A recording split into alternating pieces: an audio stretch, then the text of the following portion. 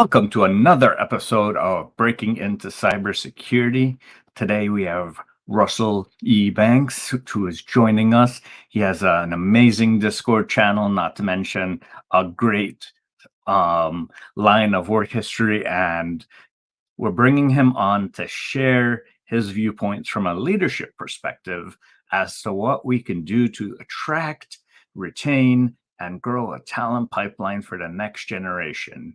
We know he's already doing some of this, but maybe he'll share some of his sweet tips and tricks with us as we go along. But before we jump in, for those of you following us on LinkedIn, his LinkedIn profile is there. Follow, share with others. For those of you on YouTube, hit that subscribe button and the notification button down below. And for those of you on Twitch and Twitter, send in your questions. So, Russell, give us a little bit of background about yourself and what got you into cyber.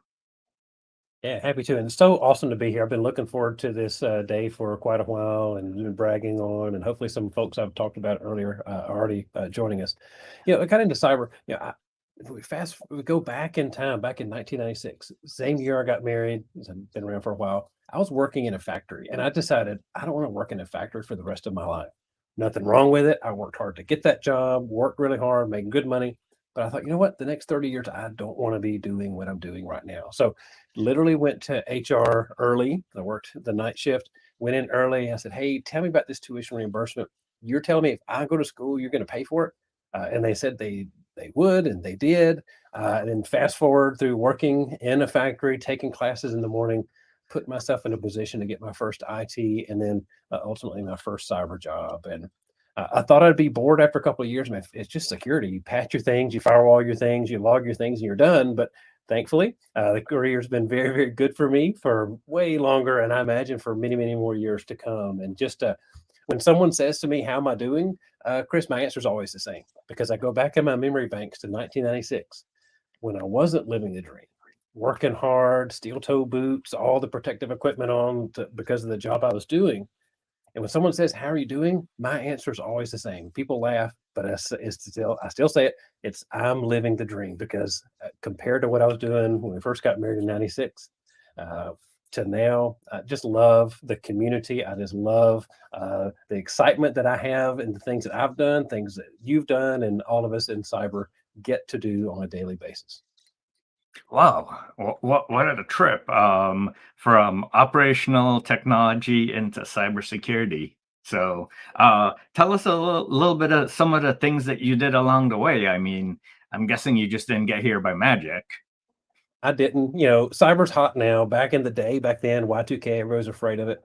I was still working on an associate's degree, and I got a great job for where we lived in Chattanooga, Tennessee. And they continued to pay for my school, for completing my degrees. I had an IT job. I thought I wanted to be a programmer. I've got 2 degrees in computer programming. I hate programming. But back then, you could have programming or system engineering, I think is what it was. And I didn't know what that was. So I did computer programming, and thought I wanted to do that. It let me put myself in a position to be able to pivot into being a sysadmin. Me and my boss, we helped support doctors and nurses across the state of Tennessee, about 600 doctors and nurses, using one server. I had one server to be responsible for. Can you believe it?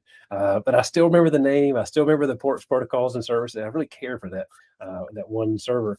And then I kind of got bored. And then thanks to HIPAA, when HIPAA came to be back in 96 as well, the company decided they needed to hire some more people. So they posted a job. Me as a sysadmin knew how to automate things and protect things, and as best as I could, take care and make sure that server's up and running for all those doctors and nurses.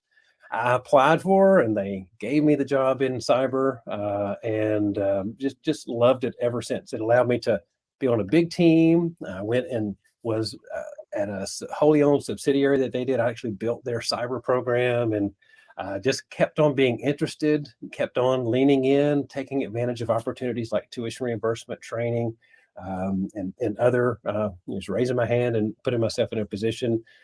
Led me to when we moved here. We live in Atlanta now. We moved in 20. Yeah, those are our security books in the back. Lots of SANS books too. So been privileged to teach with SANS for the last 13 years. Just love that. Get to teach with them next week. I'm really excited about that.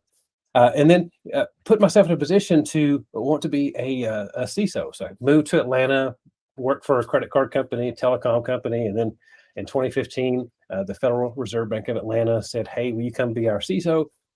Worked there for 5.5 years, loved every bit of it. I got to lead very large, very important cybersecurity teams there. And then, Chris, you're not going to believe this, days before the world did what it did, I'm looking at my calendar on the wall, 2020 calendar, there it is. Days before that Friday the 13th, I went to my boss, the second in command at the Fed, the Atlanta Fed, and said, "Hey, I think today is a good day to quit and start my own company." And so I did. Security Ever After. I've been happy to not just focus on one company, one very, very important central bank company, but I get to work with and serve a lot of people, a lot of folks in diverse companies and industries that otherwise I wouldn't be able to for lots of reasons. And now what I focus on is I help cybersecurity professionals get promoted, perhaps promoted into their first CISO job. I kind of figured out my own way by failing a lot and positioning myself and ultimately being a CISO several times. What I want to do is share and help others be able to get there further, faster, at least not make the same mistakes that I made in my journey of being a cybersecurity executive. So that's kind of a very quick journey from 1996 to today. Lived every bit of it and honestly would not have changed a thing. It looks like we both have a similar passion there for helping folks get to the next step of their careers. I know I've written a couple books myself, one of them launching recently, but I like going to a conference and someone going, "Hey, that book that you wrote, that really helped me." And like just that alone is worth all the toil and effort of trying to write the book in the first place. But we have a Kelly saying Russell drops diamonds every time he speaks. So awesome to see him on LinkedIn. So I guess the reason they said so awesome to see him on LinkedIn is because he usually hides out on Clubhouse and speaks there. So now we get to put a face to the voice. That's exactly right. Yeah, I think Clubhouse came at the right time. We were all in lockdown around the world, all at the same time, suffering the same things, and being able to go audio. I've been running a weekly Clubhouse room the last year and a half. Asked to see so anything, and then partnering and collaborating with other people in their rooms, especially in cyber and in leadership. I can't imagine not knowing all the people that I've met over the last couple of years. Even we've never met in person. I've never met Kelly in person. One day, hopefully we can. But the connections that we can make, the community. I know the word community is overused, but I mean it here. This idea of a community where we can learn from each other. What are you working on? What book how can that help me go further faster so that I can avoid mistakes? It reminds me, Chris, of the best advice I've ever been given in my life. This was back when I was working in a factory in 96. It's an informal mentor of mine. She was not into cyber. She was not into tech at all, and probably still not. She said these words that just changed me. And these words are, get wisdom as cheaply as you can. Get wisdom as cheaply as you can. And when I think about that, I can learn from you. I can learn from Kelly. I can learn from everyone else. And this idea to say, how can I avoid scars on my back or pain or all the bad things by learning from what you've learned and applying what you've applied, not having to figure out all those things on my own. Community just is amazing. And I love being connected. I love being a part of the community that we're in right now. I totally agree. Chris says awesome sessions on Clubhouse, and I would agree with that. Why recreate the same mistakes that others have when you can learn from them? I was having a conversation with someone earlier, and you're like, "Yeah, we're a fan of blameless after action reports," and I'm like, "Absolutely, like." Review the mistakes of others so that you don't create them yourself. You just don't have to review your own mistakes. If Russell had a mistake and he shared his mistake, why not figure out like what can we do to avoid that same mistake as well? So you said February 13th, 2020, you decided to quit. and go out on your own. What has that adventure been like? Because that alone is quite an adventure. It was, and I would be lying if I said everything was easy. And I know that everyone suffered. Some lost more than others. Everybody lost something, at least to something during that time. I lost about half of the work that I had planned to be able to just step into and ease into. And so I had to just get creative. I planned to teach some more. I planned to consult with some friends of mine's company, and a lot of that work, just like others, just went away. So this idea of asking this question, what does this make possible? See, my thought was teach more, maybe teach once a month, still doing that, consult once a month, and then I'll figure out what to do with the balance of my air quote typical month. But when those constraints came, when those unexpected changes came, it allowed me to accelerate into the area that I did. It just let me get there faster. See, I know I like to help people, coach, mentor people to get their first leadership job, CISO, director, whatever it might be. And the ability to share wisdom there. Again, I mentioned it before. I help cybersecurity leaders get promoted. That's it. There's a lot of things I could do, but having the clarity of the thing that I love doing.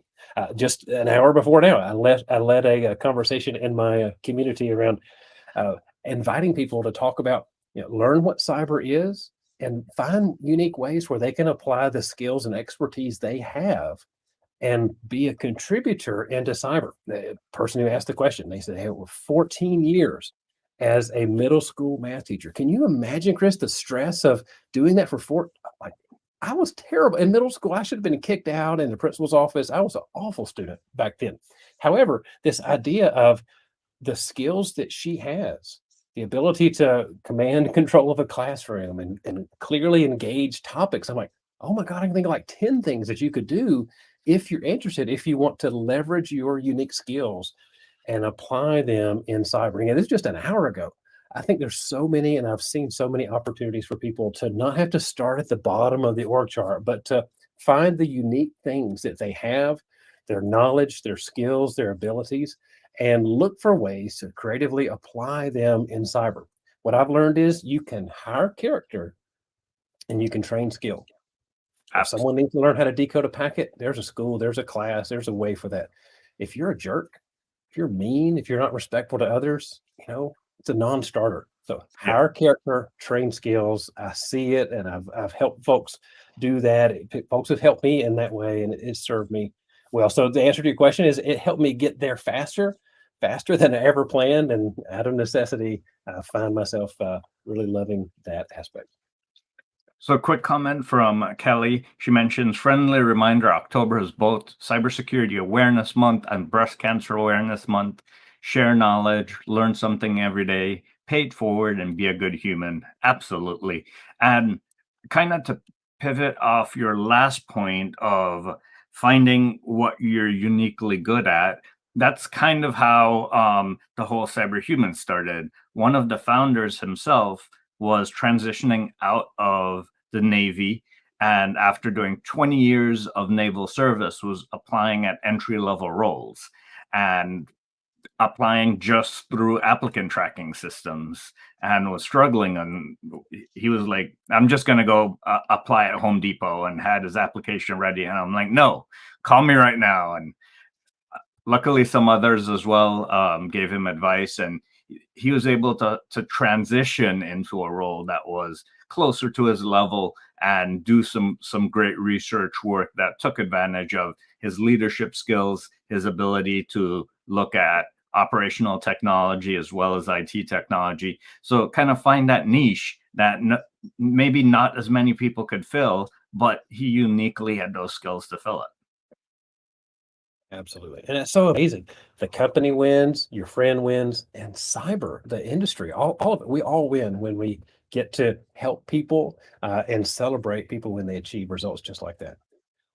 And so in your cyber ever after business, how do people reach out to you to take advantage of your services? Yeah, so right now running almost everything inside of Discord. I know typically we think of gamers and Discord. There's a pretty healthy security community, not just in mine, but in other companies and other places.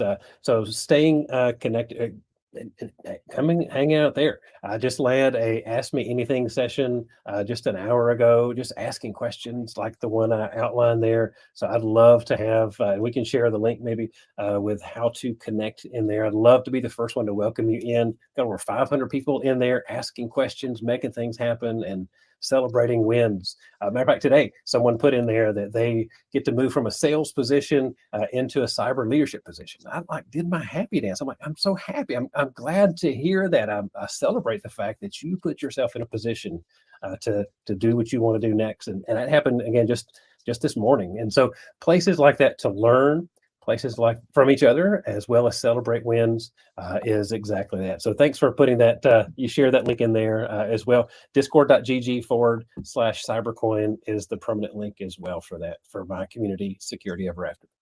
Oh, then you can share the permanent link in our comments and I'll share that. But I figured I'd just share it myself. What are some of the common struggles that you find that individuals that are looking to get to the next level that you're struggling at, and how can we help them?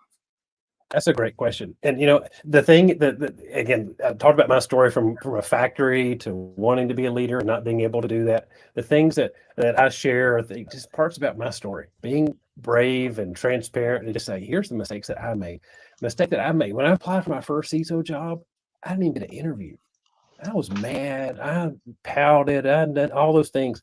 But as I look back and I reflect, I'm like, you know what? I didn't deserve that. That wasn't what I needed to have because I wasn't qualified to do that. See, I was busy in packets. Thank you, Kelly. You beat me to it there. That's exactly right. So I was busy doing technical things, but I was horrible at translating that into business. See, I wasn't bilingual. I can speak cyber. I can go all geek and tech with the best of them. But when it's time to go to the boardroom, when it's time to go brief executives, it's tough for them to understand cyber. They're busy running companies and making big decisions about how the company runs and operates. We oftentimes, chief person doing that wrong is me of cyber. Instead of being bilingual, we as cyber professionals have to learn to speak another language. Now, I don't mean French or Dutch or Spanish. What I mean is the language of business. And the key way that I see that we can do that very, very quickly, like within just a matter of an hour, go to your company website. Go ahead, I'll wait. And look for the mission statement. What's the mission? Why does the company exist? And I bet you'll find that the cyber is not the reason your company exists. A company I like to talk about a lot is the TED company, like the TED Talks that we see. Turns out their mission is just two words: spread ideas. So if we pretend and magically wake up tomorrow and we're all the CISO of TED, the company, and someone stops us in the hall and says, "What do you do here, Russell? What do you do here, Chris? What do you do here, Professor Roger? Always great to see you, my friend." Then when we say that, we'll be tempted to say, well, I keep nation states from breaking in. I stop the APT. I keep disgruntled employees and competitors from stealing things that are important to TED, the company. But we'd be mistaken. See, the reason we're there is we're there to spread ideas. That's our job as a cyber team. If we all became CISO of TED, the company, we're there to spread ideas. And so that one is the idea there is I help spread ideas, and the how I do that, maybe I block packets, maybe I scan servers, maybe I look at configurations. But the reason I'm here at this example, by tying to the mission, the why the company is there of spread ideas, more times than not, I see folks fail to connect what they do to the mission or vision or values of the company, so that executives, leaders, board members, auditors, regulators, everybody can better understand the reason why we do what we do. By far, that's the number one challenge I see folks making. Wow. I absolutely love that. And I definitely always recommend speaking with the business and understanding what they do and why they do it. And the website's one way. I like to do it the human way and to reach out to the different business teams, because you'll have a larger organizational mission, but then some smaller teams might have a smaller mission. And if you are in a pod or if you're directly supporting the smaller lines of business, you also want to work with them, figure out what their mission is, and how to enable them versus how to security. Because if you just do how to security, there's no business. But we need to do how to business so that there can be a security. And if we go to our accountants, we go to your chief financial officer, they're expert in that field.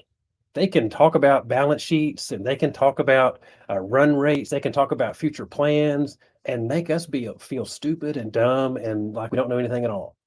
But I think they treat us better than we treat them. We go and talk about cyber and APT and packets and APT 29 and all the things we talk about. And we get all excited about it, but they don't get it. They could do the very same thing to us. I think oftentimes our peers, our colleagues are more respectful of us than we are of them. Again, when we realize that they're not going to go to cyber school, they're not going to go to Professor Roger and learn how to get a Security Plus or all the things that he gives away and you, Chris, give away in the community, they're not going to do that. We have to be the one to bridge that gap, and we can do it. I'm telling you, before the day's over. You can have language, you can have words, you can start to communicate in ways that your leaders can finally be able to pay attention and understand and just make a better risk-based decision. When we advise and we guide, we do those two things. When we advise and guide, we've done our job. Absolutely. Our job is to protect the company. Our job is to advise and guide our leaders so they can make a risk-based decision on how much cyber is enough. Now, I'm not walking away from responsibility. I love our field. I don't want to do anything besides what I'm doing. But when I've got clarity, my job is to advise and guide and let our leaders make that decision. Hey, we've done our job. We can lay our head on a pillow at night and feel comfortable that we gave our all for our respective organizations. Comment from John saying, "Great point, Russell. They treat us better than we treat them. Love that. We need to fix that. Absolutely, we need to fix that, and we all are part of the solution." Kind of like Russell was mentioning earlier, we need everyone from different perspectives to come in and to share our unique views in solving that problem, because we all have a unique perspective. Absolutely. So, Professor Roger, how are you doing today? You're on mute, buddy. Ooh. Hello, guys. How you doing, Russell, my buddy? Great to It's see a you, my friend. pleasure to have you in our studios. Did you get the donuts and stuff in the green room? Get a fresh cup of coffee too. I love it. Y'all just go out. I've been on many conversations like this, but I've never been treated as good as what I have on this one. Yeah, man. It's a pleasure for you to be here. So, Russell, you mentioned the first thing is being able to communicate. What do you think the second thing that folks might be doing wrong when it comes to trying to advance their career? Yeah, and I'll borrow this with full credit from my favorite leadership mentor. Some of my books back here from him, John Maxwell. John Maxwell tells a story. He's written over 50 books on leadership. It's hard to not be a leader and not quote or apply his concepts. He said he was confronted once by one of his mentors. They said to him, "John, what's your growth plan?" And he realized he didn't have one. He thought, "Boy, I really need to get one. My mentors called me out. I don't have one." And so this idea of being very intentional about not resting on your laurels of having a certification or having a degree or working your tenure at a company, those are all great things. But what would it look like if you had intentions? What if you had a to-do list and that to-do list said, here's some things that I'm going to do to invest in myself, to be all I can be, to be maybe 1% better tomorrow as what I was today. It could be a degree, it could be a certification, it could be waking up early in the morning like what I've been doing the last 12 years. I get up at 5 a.m. I don't even need an alarm clock anymore. Get up and I work on something. I try a tool, new distribution, prepare to teach or prepare for an interview and conversation like this, work on something to make myself the best I could possibly be, realizing you'll never get there, but by having those incremental investments, just like interest, hopefully in your bank accounts, over time, it's going to go up and you'll be better for it. And the beautiful thing is, it doesn't have to cost you any money. It can just cost you the time, whether it's 5 a.m. like me or 5 p.m. if it's better for your schedule. Find some time every day to invest in yourself, and you'll be glad you did. And some people think investing in themselves means studying, but it could also mean taking some time to meditate, to disconnect yourself from technology and go for a walk. That's investing in your mental health as well. But back to what you were saying with the 1% better, that leads to another great book reference is Atomic Habits. Yes, I've got it right there. Yep. Yes. I love John Maxwell, and I love Atomic Habits. The other thing that I love is rounding up tips into threes. So what would be your third and final tip for those looking to grow in their career? We have communicate, invest in yourself, and what would be the third one? Yeah. So just as what it would be this: find somebody who's the you from 2 years ago and invest in them. The Russell from 2 years ago, wicked different. 2 years ago, I was senior vice president, CIO of a very important financial institution. I had a lot of help to get there. People invested in me, mentored, coached, sponsored me, or I would have never gotten there. Years before that, what are some ways that I can go and help out? How can I remember what it felt like when I mentioned, I disclosed here publicly, I applied for my first CISO job, didn't even get an interview. I felt terrible. I needed help. I didn't have help. I didn't even know the questions to ask. If I put myself in a position of how I felt back then, and I look around my team, or I look in my Zoom, or I look at my Discord, and there's someone who's kind of saying words or feeling the same way, I've got an obligation to help them get past. Maybe I can't help them get their first CISO job, but I can help them get past their current challenge. So finding the you from a couple of years ago and investing in the you, whoever the you is, I think it's our duty. I think it's our responsibility. And I think it's a way that we can make sure that folks don't leave our industry. I mean, if you believe the internet, we got 1 million unfilled cyber jobs. Who knows? It might be higher, might be lower. But when people leave our field, gosh, Professor Roger, you've heard me say this, in Q2 of this year, 11.5 million Americans just tapped out, left their job. Yeah, just tapped out. When that happens, we all lose. What are there some things we can do to give back to our community, give back to people, whether it's working in Discord servers or in local security meetups or national security meetups, where we can find someone and invest in them like we wish someone would have done for us? Paying it forward to someone else has to be that third tip. Wow. I love how you summed that up. And Yeah. I think it highlights one very important thing that people forget, and maybe it's the imposter syndrome, maybe it's they're just too busy, but you're 1 or 2 steps ahead of so many people, so you have something to contribute. You've learned things along the way that those folks a couple steps behind you might not know. So finding someone to mentee, or even several steps back.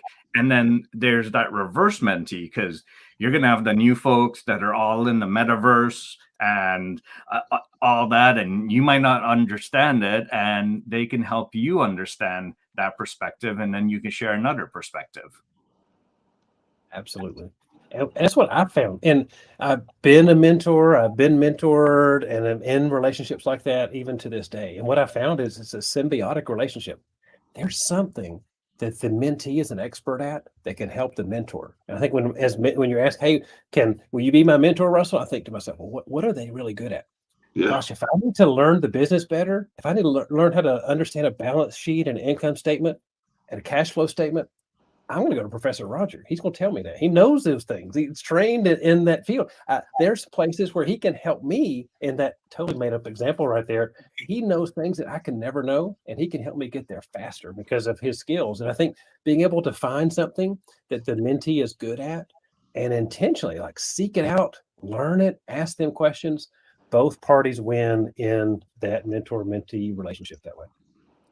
And if you can, this is a big if, but if you're intentionally investing in this mentor, there's a step further that you could go. You could be a sponsor for them. You could advocate for them. You could help them with their career. And I think this is something that you have to be very intentional about. But when you're ready to commit to that level, to provide them with that extra assistance, because your reputation could be on the line, but the outcome and the ripple effects from that, I've had CISOs that have come on and your grandfather CISOs because they've brought up a CISO who created another CISO. So their lineage continues. And Their lineage.